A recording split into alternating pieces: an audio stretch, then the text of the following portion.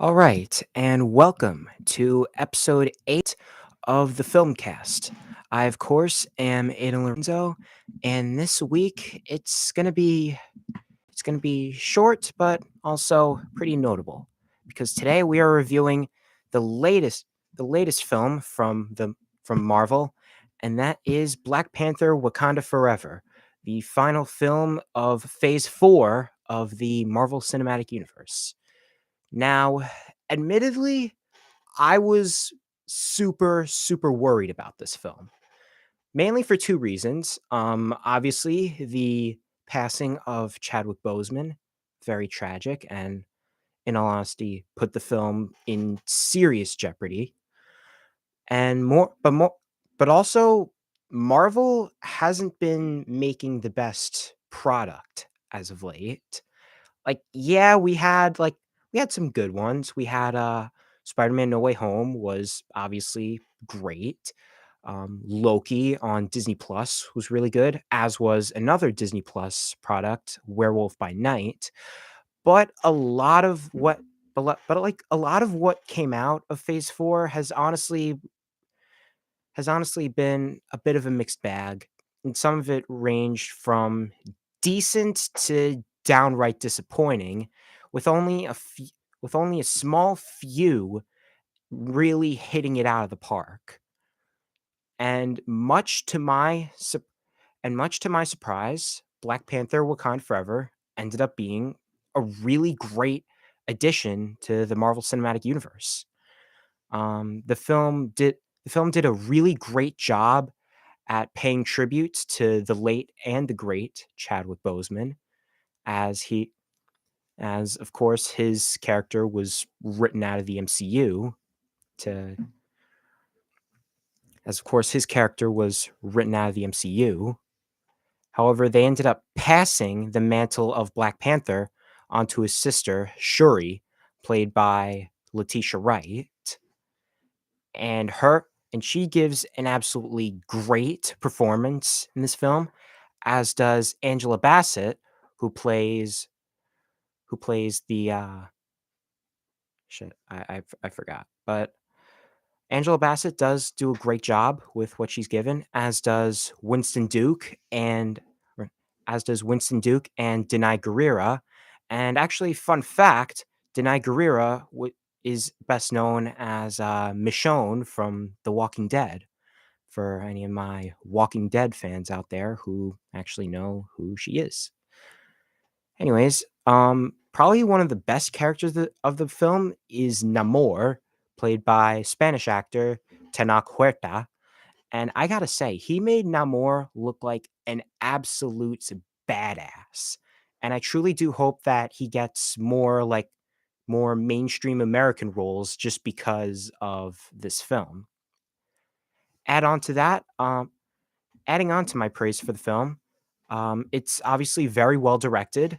Obviously, Ryan Coogler is a great director, as he's proven with the first film and a lot of his other non-MCU films like Creed and Fruitvale Station. And I got and surprisingly, the visual effects actually looked really good. Like Marvel has been noticeably very hit or miss with their visual effects as of late, as anyone who's seen Doctor Strange in the Multiverse of Madness, Thor: Love and Thunder, and of course She-Hulk can attest to that. But they actually did a really good job with the visual effects. That and the action scenes were very well done, as was the production design and the cinematography. However, despite my praise of the film, it admittedly does have a couple of problems. Chiefly, it's honestly a bit too long. I mean, the film runs at a ludicrous runtime of 2 hours and 41 minutes, and I feel like if they just trimmed out a couple of and I feel like the film would have been maybe a little better if it didn't last as long as it did. That and okay, now m I'm gonna get into a bit of spoiler territory, so if you don't wanna hear any of the fi so if you don't wanna hear anything about of what I'm going to say about the film, please turn please turn the stream off. With that being said, here's the one spoiler critique. Um, Ironheart is in the film, and in all honesty, she just feels really shoehorned in, like because her new show is coming to Disney Plus soon, and it just felt like a way to to get people excited for the new for Ironheart.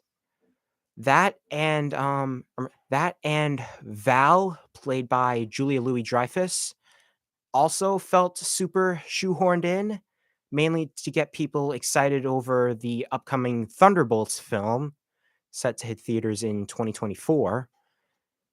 And yeah, obviously everyone knows Val from The Falcon and the Winter Soldier, but she's in the movie, and yeah, in all honesty, not ex- I'm just really sick of Marvel just ma- I'm just really sick of Marvel just ma- I'm really sick of Marvel just shoehorning characters in just to get people hyped for upcoming projects. Like, they have almost nothing to do with the movie, and they're just in there to say, "Hi, we're characters.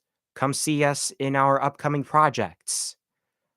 And yeah, that and the whole subplot with Val and Everett Ross, played by a returning Martin Freeman, does also feel a bit unnecessary. But if you ignore the unnecessary subplots and foreshadowing and the ludicrously long runtime, you have you have a pretty solid movie, I will not lie. And it served as a very pleasant end to an admittedly rough phase 4 for Marvel. And I'm really hoping that phase 5 will be even better. Will hopefully be much better than phase 4, especially considering that Ant-Man and the Wasp: Quantumania is hitting theaters in about 3 months from now. And yeah, that's my review of Black Panther: Wakanda Forever. It was surprisingly really good. Obviously not as great as obviously not an absolute masterpiece, but it was still good but it was still a good enough end to phase 4. And with that out of the way, I'm going to announce some films to get excited for this weekend. Starting off, actually today marks the release of A Christmas Story Christmas, which is, of course, a legacy sequel to the Christmas classic, A Christmas Story, where they actually managed to bring back a good amount of the cast, namely Peter Billingsley as Ralphie. And yeah, I'm obviously a bit iffy about it because legacy sequels do not exactly have the best reputation, but I do have hope that Peter Billingsley will do good it returning as Ralphie.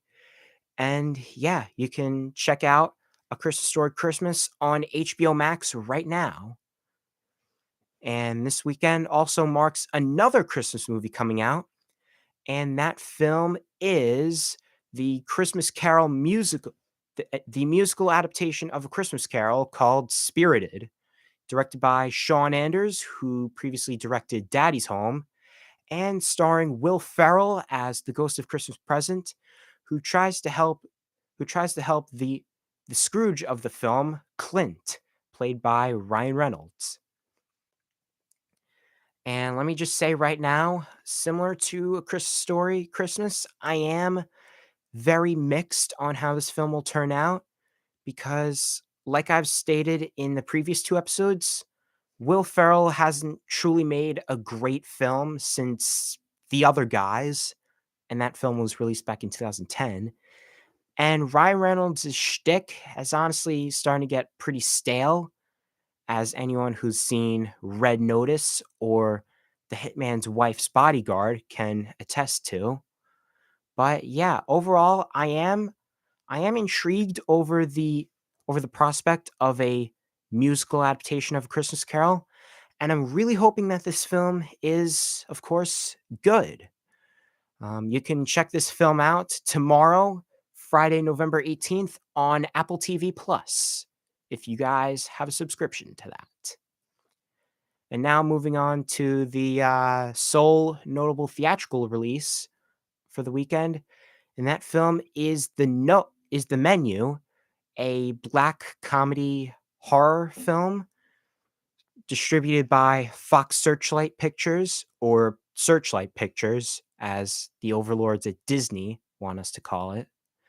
And the film stars Anya Taylor-Joy and Nicholas Hoult as a couple who travel to an exclusive restaurant on an island, which is run by a celebrity chef played by Rafe Fiennes. And basically, the film just spirals into an adaptation of The Most Dangerous Game. And I'm honestly pretty interested in seeing what this film will bring. And the film will be released this Friday in theaters everywhere, and hopefully on either HBO Max or Hulu in the new year, presumably in January or February. And coming on to Thanksgiving weekend, we have some notable releases. First up, probably my most anticipated film of the rest of the month, Glass Onion: A Knives Out Mystery, will be getting a rare theatrical release, which why I say rare? Well, it's because instead of Lionsgate, who distributed the first film, distributing it, Netflix actually picked up the rights after a little bidding war between Amazon and Apple. And the film sees Benoit Blanc, played by Daniel Craig, return to solving murder mysteries, but this time in Greece. And the film does have a really interesting ensemble cast, including Edward Norton, Dave Bautista, Kate Hudson, Catherine Hahn, Leslie Odom Jr., and Madeline Klein, to name but a few. And also Ethan Hawke in a small role, but they probably won't tell you which role he'll be in until you actually see the movie. Anyways, the film will get a limited theatrical release on November 23rd, the day before Thanksgiving, and it'll be hitting Netflix on December 23rd, just before Christmas. Whoopee. Anyways, also coming on November 23rd, we have Disney's latest animated film, Strange World, about a family of explorers traveling to, you guessed it, a strange new world. The film stars Jake Gyllenhaal, Gabrielle Union, Lucy Liu, and Dennis Quaid. Quite the impressive pedigree for a Disney movie. And it honestly does give off some it honestly does feel a bit similar to Atlantis: The Lost Empire or Treasure Planet, mainly because well, it's about people traveling to strange new worlds. And also, Disney has not been marketing it as well as their previous films, mainly because, well, it's an adventure film and you don't really know how to. Well, in all honesty, they probably just put all their marketing energy towards both Black Panther and the upcoming Avatar: The Way of Water. And yeah, anyways, the film will be hitting theaters on November 23rd. And one of the last films to be excited for this Thanksgiving weekend is Luca Guadagnino's new horror film, Bones and All, which stars Timothy Chalamet and Taylor Russell as two cannibal lovers on growing up in the 1980s. The film also stars Mark Rylance and Michael. The film also stars Mark Rylance, Michael Stuhlbarg, Chloe Sevigny, and director David Gordon Green.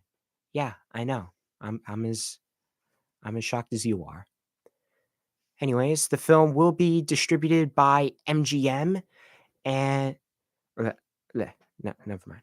Um, in all honesty, I'm interested in seeing how this movie will turn out, but uh, I'm also not really planning to see it because, well, in all honesty, I really did not like Call Me by Your Name, and well, the trailers honestly kind of disturbed me.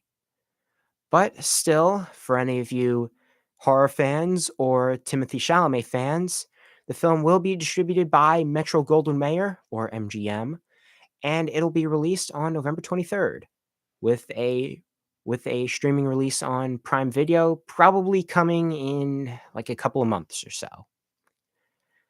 And also, on November 23rd, we are officially getting the wide release for Steven Spielberg's latest film, and that film is The Fablemans, a semi-autobiographical film about Steven Spielberg's upbringing and how he got inspired to make movies.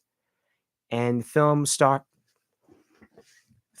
Gabriel Bateman as the young Steven Spielberg, but in this case, it's Sammy Fableman, along with Michelle Williams and Paul Dano as Sammy's parents, Seth Rogen s- in a rare, more serious turn as Sammy's uncle, and Judd Hirsch as Sammy's grandfather. Anyways, the film will honestly, I am pretty excited for it.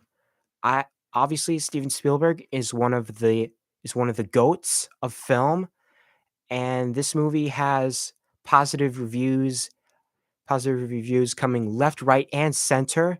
And like I mentioned in the previous episode, it is a strong awards favorite. So who knows? In a couple of months, you'll be seeing it all over the Oscars and the Golden Globes. Anyways, you can finally. Anyways, the film will be released. The film will get a worldwide release on November 23rd, 2022, since right now it's in limited release. Or, well, it has been the past, since like last week. And that is it for the upcoming films. Now, I'm going to be honest with you regarding next week's episode. I am really unsure if I'll be doing this next week. Obviously, because, well, my usual show time is on Thursdays, and next Thursday just so happens to be Thanksgiving. Um, I could, I really could try to get an episode in on like maybe Monday or Tuesday, but I'll have to ask the people in charge. And yeah, that'll be it for this week's episode. Maybe I'll see you next week. Maybe I'll see you in December. But until then, have a nice day. Have a nice day. Have a great Thanksgiving, and I will come back with with episode 9 of most of the films that I promoted as upcoming. Until then, have a great Thanksgiving.